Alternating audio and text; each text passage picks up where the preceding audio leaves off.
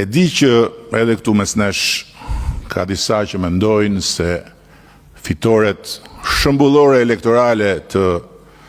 Belindës dhe skuadrave të udhëhequra prej saj në territor burojnë nga fuqia e pushtetit që ajo kishte. Kjo mbetet për t'u parë në zgjedhjet e afërta vendore në qarkun e Fierit, ku ajo do të vazhdojë të drejtojë qarkun dhe nuk do të jetë më në asnjë pushtet ekzekutiv. Por ajo që unë di me siguri është një gjë tjetër, se pak kush nga ne këtu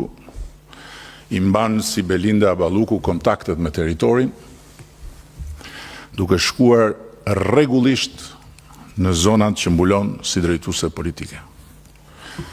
Nuk kam fare në plan ta shpall as hero dhe as viktim Belindën sot, dhe uroj që në hetimin e çështjes për të cilën ajo akuzohet se ka kryer një vepër penale, prokuroria të shterojë çdo pistë që mund të çojë tek korrupsioni. Sepse në fund të ditës gjithkush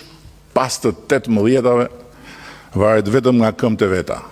me ligj dhe me zakon. Ndërkohë që unë si kryeministër, ndryshe nga sa mendojnë dhe flasin ata që se kanë idenë e kësaj detyre, nuk e kam as të mundur, por nuk e kam as të lejuar, qoftë nga ligji e qoftë nga zakoni, që t'i mbaj pishën asnjë bashkëpunëtori. Nuk kam ndërmend as t'ju them aq më tepër juve që i njihni më mirë se të tjerët, që Belinda është një njeri që durohet lehtë në punë. Pasi ca më shumë e ca më pak, e dim të gjithë se sa e lehtë është merresh me të, sidomos kur i thot koka që ka të drejtë edhe do me çdo kusht që të dalë vetja. Nuk kam jo ndërmend ta shpall të pafajshme për çka akuzohet apo të shkel për të vijën e kuqe të cilën e kam vizatuar përpara deputetëve në këtë sallë të nesërmen e miratimit reformës në drejtësi, dhe që vlen për të gjithë njësoj, duke e marrë në mbrojtje nga drejtësia dhe duke hyrë në përmbajtjen e çështjes, gjëra që i takojnë ekskluzivisht avokatit apo prokurorit dhe gjykatësit.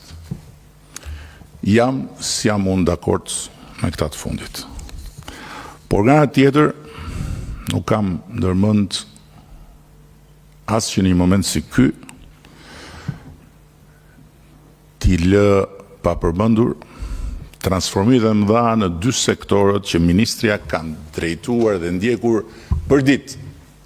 pa ndaluar asnjë ditë.